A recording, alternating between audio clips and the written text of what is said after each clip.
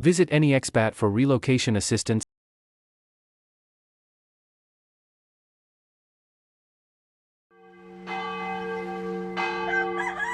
It's Saturday morning in Italy, and you're listening to the Magic Towns Italy podcast. Hello, everyone, and welcome back to the Magic Towns Italy podcast. Welcome back. Happy Saturday, everyone. Happy Saturday. So, today we're talking about €1 homes, Sicily, visas. And before you say, oh no, another episode about €1 homes, we actually starting with something completely novel, which is the first €1 home program in Northern Italy. What? Yes, Really? and don't act so surprised. He wrote an article about it anyway. It's just an inside joke. Yeah, so Yeah. this week, Tell me more about that. Sorry. yeah, so this week, the towns of Recoaro, Polsina, and Valle del Pasubio, very near Vicenza, and for those who don't know where Vicenza is, that's very near Venice, have announced the first batch of €1 homes in those lovely mountain villages. Oh, okay. And why just now? Well, you see, it's actually a very interesting area that I personally know, I would say intimately. It was a magnet for tourists about 100 years ago. Even Nietzsche, the German philosopher, used to go on holiday there. And Are you joking? no, it really is true. There's proof of it. He wrote about it. He wrote that it was one of the most beautiful places that he had ever been to. But it kind of fell off the map, tourism-wise, because spas are not as popular now as they used to be in the past, in Italy at least. And so even when I was a child, this place, which was a huge tourist magnet, had become less popular. And in the past few years, it has suffered a massive exodus of people that go and work and live in the nearby cities. So there's a lot of empty homes, and quite simply, the local governments decided to make them available to investors and people that want to move there, preferentially, to restore. Very much like the schemes in Southern Italy. Yeah. But these are just the first ones in Northern Italy. Exactly. First ones in Northern Italy. So if you want to know more about this, go to magictowns.it and read the article in which we cover everything about this brand new program. And be the first one to buy them. Yeah, maybe. And then we can have a chat about how you feel about it. That is, if Anna and I don't buy them first. What else is on our episode today, Anna? We have an interview, right? Yeah, we met George after visiting Mussomeli ourselves. And how was it, Luca? Because you went there. George is the English beating heart of Mussomeli now. We spent half an hour chatting with him about how things are going, how the city is changing now that he has brought in his massive social media following. He also has some new plans that he briefly mentions, and he's going to officially unveil in the next couple of weeks. So without further ado, here's a little excerpt of our chat with George. Hi, George. How are you? Hello, how are you doing? Hi, I think we missed you by a day, Mussomeli. But we met some of your fans, even the people that haven't met you, they're basically all there for you, which is very interesting. We've actually never seen anything like this. It's been great for Mussomeli. All the locals are very happy. All the €1 houses have been sold now. All the prices are slowly starting to creep up, and everyone's spending money at the businesses. So it's just a win-win situation for everyone, really. Absolutely. You know, we live in the north. Mhm. And we found out that for the first time just today, they have started a €1 home scheme just near us, 10 miles away. Wow. So that's quite exciting because, Chopare has only been in the south. I think a lot of the times, one of the reasons people have sort of come to Mussomeli is purely just because it's one of the few towns in Sicily which someone's really marketing it heavily. All these towns are pretty similar, and they all offer similar cultural experiences, similar house prices. But Mussomeli, I think, it's just got very lucky. And the mayor has been a huge positivity because so many of these places, they have so much red tape. With the €1 house scheme I went through, there's no upfront deposit. You had 3 years to do the roof and the facade, but they've now scrapped that rule. And to incentivize people to keep coming, they've now introduced a new rule where you can remove the roof of your €1 house and make a garden. The only time I've heard people having bad experiences in Mussomeli is by using contractors who want to charge you up front. I know one girl at the moment, she's from LA. She spent 20 grand on a house. I think she agreed to £120,000 renovation budget, and she paid someone up front or didn't pay them up front. And now the builder thinks they've done £40,000 worth of work. She doesn't think £40,000 worth of work has been done. She's in legal battle with another contractor. So that's one of the reasons why I like to do a lot of the work myself, because all the times I've had about bad experiences always ends up by employing someone you employ, unfortunately.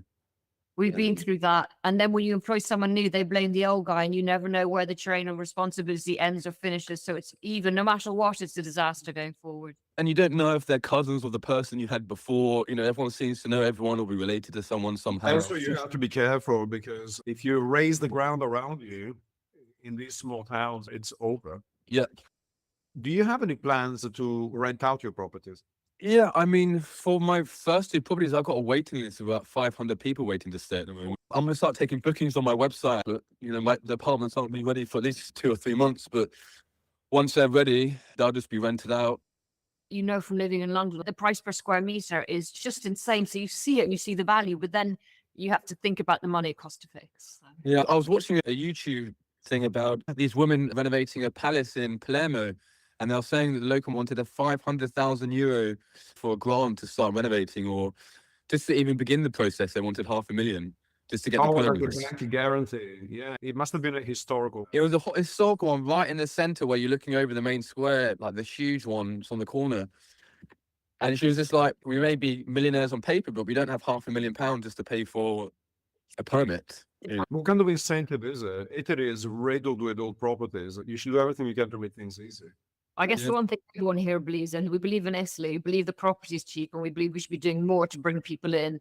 That's what we've been working on, finding towns where the local government is supportive. Because as you know, everything changes from town to town. It puts me in a very good position. And every time I sell a house for Mussomeli, I don't get paid for it. I'm just doing it out of goodwill. The reason I left London is I couldn't afford £500,000 for 1-bedroom flat.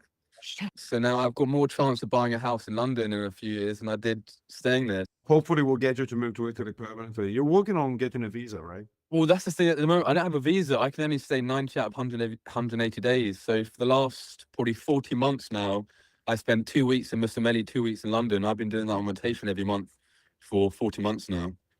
So at some point, it would be nice to spend longer than a couple of weeks at a time. But as far as I'm aware, either I get a student visa, which I have to go into college 5 days a week, 4 hours a day. And, you know, I dropped out of uni after first days. Now they have changed the law that you need to have at least a B1 in Italian in order to get the visa. So you must study Italian before you can enroll at university. And the only other option is get a digital nomad visa, which I could probably be accepted for. Nowadays, they've sped up the process. You can get one in probably 45 days. You could also marry an Italian. Just be careful of the husbands. Basically, 20% of the people I bring to Mussomeli realize they don't want to live in Mussomeli. Actually, they want to live by the beach. And it's just been a rule of thumb. I've realized averagely about 20% of all people end up moving to the beach after coming to Mussomeli. It's funny that you mentioned this thing about people changing their minds, because like we spoke to this Australian woman and she's like, you know, I need to be somewhere else. I'd like to be in Italy, but I'd like to be somewhere else as a full-time thing. So finding the few different decent options is definitely important. There are people for whom Mussomeli will be fine, but there would also be people who are looking for other things. Well, I think that's the beauty of Sicily. You know, there's not many places left in the world you can buy a property for sort of 20 or 30,000. And, you know, if you sold your property elsewhere for a couple $100,000, you can have 2-3 properties all around Sicily, jump between each of them, rent them out. I think people don't understand just how much of it is undervalued. We just bought a house around the corner from here. And we paid 50K, and it's big, like 3,000 square feet. Wow. But the beauty of it is that it's actually a very thriving town. It's near Venice, it's near Padua, it's near Verona. You can find cheap stuff everywhere. You just have to look. Yeah, the thing that I've seen change about Mussomeli most recently is now all the 1-year houses and the houses under 10K are starting to go, the houses under 20K are starting to go. But the biggest change has been the nightly rate per stay. So last time my cameraman from Channel 4 who came to stay with me, he rented a standard 2-bedroom apartment in Mussomeli. He was paying €100 per night on Airbnb. He paid €700 for the week. I couldn't believe it. I was shocked. That's a fraction of the house. You just bought, you know. The room where we stayed, but it also had quite a few problems. And €90 a night. Yeah, that's crazy. It's even more expensive than bigger cities. like Yeah. Milan, Rome. There was also a lot of like quite good people that were doing things for, social causes, ESG, things like the community kitchens. From Armenia, he was like trying to set up something with wool that had indirectly met you. So there's a lot of social good going on the sidelines of all the things you've introduced, because you've got people who want to do good in an area where they can afford, And to set up premises. And for- that's what you can do when you're in a place where you can actually play with property, where you can Yeah. buy stuff and have a bit of fun with it. There's no way someone can say, I'm going to throw around the K at something in London and make a cool working space out of it, because you're not even going to buy a garage. There's one guy in Mussomeli who I like a lot. He started with one house, bought it for 20,000. He now owns all 6 adjoining houses. In the first house, the top floor, he's turned it into a hairdresser studio where he gets a couple young guys and girls just doing hairs. He's turned the bottom floor into a cafe, and he's got a license from the mayor to have tables and chairs outside, and they've made a communal garden. And he's just turned corner property now into like half the street, which he owns. And it costs him like 150 grand in total. Little empire. And he's got his own little empire, and he gets people on WeWork who come and work for him for free for sort of work experience. And, he's living like a king. Yeah, but then people supporting each other and that kind of lifestyle, people miss. And the thing is, if you relocate to a big city or you relocate somewhere there's no foreigners, you feel very lonely. Whereas that's what Mussomeli has. You have like-minded people and you pull them all together to a place so that dissipates the loneliness. So I can see how it really works. It makes a huge difference. Yeah, and when you live in a place where you're restrained financially and you've got so many bills coming out, it's almost a luxury to be able to have all these sort of ideas and go through with them, but because you're not constrained financially or by the mayor, there's a lot of freedom to sort of, I say to anyone, if you've got 50 grand, you can come buy a house and start a business and have a good life, Yeah. which is, in London, that's like a year's rent, so. Yeah, absolutely. No, I mean, there's people ask, why did you choose Mussomeli? I don't really choose Mussomeli. It's just they had a 1 year house scheme going on, and I wanted a cheap house. And then because I was there, I started promoting it. Mussomeli is beautiful, but there's another 10,000 towns which look pretty identical to Mussomeli around Sicily. But it really depends who's there and who's promoting it. So they come over because it's like, I'm not going to be the only foreigner in a town. Yeah. Yeah, I mean, my problem is I don't really tend to think things through too much. I just sort of go with the flow and hope for the best. And it's planned out pretty well so far. Also, I try and show a positive side of this. A lot of these people who document this process, it's quite negative. They're talking about all this sort of things that have gone wrong. I just try and show doing on a shoestring budget with not speaking the language, not knowing anyone, it's still possible. Yeah. I see the people who end up in the biggest trouble are the ones who are just trying to throw money at problems all the time, when that doesn't really solve the problem a lot of the time, just constantly throwing money at the issue. But you learn from your mistakes, and fortunately, I've not made any costly ones. I always say if you do nothing, you don't make any mistakes. So the only, that's how you learn, that's how you progress. It was really a pleasure to talk to you. Thank you so much, George. That was such a great conversation. Yeah, he's always full of insight. I love how honest George is about what he did. I mean, Absolutely. We cut out some of the more honest parts, but he's still very honest on record. Anyway, it was a pleasure to talk to him, and we're always following what he's doing. And it will be interesting to see how the region of Sicily develops, given that the 1 euro homes scheme is kind of maxing out, and people are starting to look a little bit more further afield for other locations. So I am bullish Sicily over the long term. We shall see. yeah, I mean, it's not just about cheap property. It's about community. It's about building something bigger. And yeah, finding the right one isn't that easy.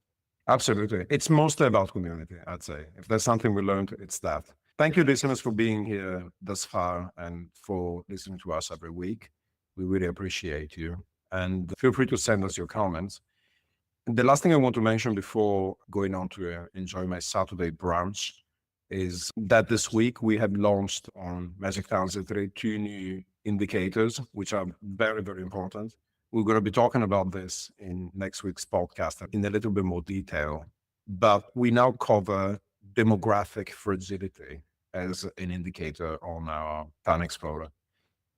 It has become clear that a large amount of towns in Italy almost 2/3 of them are shrinking at a pretty rapid pace. And that, of course, is a dangerous signal for anyone that may find themselves in a community that will shrink over the next 20 years. So we have crunched the data and simplified it in a way that everyone can understand.